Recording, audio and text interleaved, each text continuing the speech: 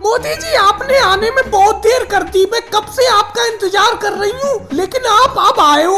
अरे बहन सोनिया जी, एक तो आपका घर नहीं मिल रहा था इस गांव में, और शहर से आने में वक्त लगता है। एक तो आपके गांव में शहर से आने के लिए कोई बस या ऑटो रिक्शा वगैरह नहीं चलता है। वो तो ये कहो, ये शहर में एक बैल इधर उधर फिर रहा था, इसी पर बैठकर मैं चला आया। और यहाँ गांव में आने के बाद आपका घर को ढूंढना बड़ा मुश्किल हुआ।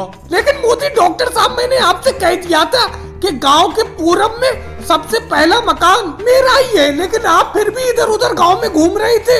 एक तो मुझे इस बैल से डर बहुत लग रहा है। इस बैल को अलग खड़ा करो, इसके सींग बहुत बड़े बड़े हैं, कहीं ये बैल मारने ना लगे। अरे बहन सोनिया जी, आप भी अजीब बात करती हो। ये जानवर है, जानवर को जितना ज्यादा प्यार करोगे वो भी अपनों को उतना ही प्यार करेंगे। ये तुम्हें क्यों मारेगा? इसे किसी पागल कुत्ते ने थोड़ी काटा है।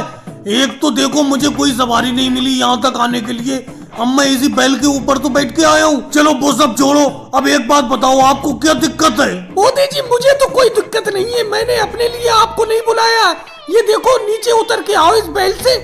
ये राहुल लेटा हुआ है, इसी को थोड़ी बहुत दिक्कत है। अरे मैंने घर के बाहर देखा ही नहीं, राहुल ये नीचे लेटा हुआ है जमीन पर। राहुल क्या बात है, क्या दिक्कत होगी तुम्हें? मोदी जी वैसे तो मुझे कोई खास दिक्कत नहीं है, और वो तो मैं अभी खाना खाकर आया हूँ। खाना खाने के बाद घर के बाहर थोड़ा सा आराम कर रहा हूँ। अरे बहन सोनिया जी, आपने मुझे किस लिए बुलाया है? राहुल बताओ, तुमको क्या दिक्कत है? मोदी जी कोई खास दिक्कत नहीं है, भूख बहुत ज्यादा लग रही है, ऐसा लग रहा है पूरा दिन खाते ही रहो। तो ये तो कोई दिक्कत की बात नहीं है, आराम से खाते रहो और सेहत बनाओ। अरे मोदी जी, घर का जितना अनाज था इस बार का सारा अनाज ये खा गया।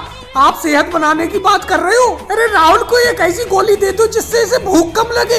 ये इतना खाना खा रहा है कि सारा का सारा घर का राशन खा गया। मम्मी जी, आपको मेरे खाने से बहुत दिक्कत रहती है। अगर मैं ज्यादा खाता हूँ तो क्या हो गया? आपने बेफालतू में मोदी डॉक्टर साहब को शहर से बुला लिया। वैसे मोदी जी एक दिक्कत मुझे बहुत है, सर्दी के दिनों में बिल्कुल प्यास नहीं लगती थी, लेकिन ये जब से गर्मी आई है ऐसा लगता है पानी पीते ही रहो। बेफालतू की बात मत करो, मेरी फीस दो और मुझे यहाँ से जाने दो, तुम्हें कोई दिक्कत नहीं है। और भाई लोगों को वीडियो को लाइक करो, चैनल को सब्सक्राइब करो।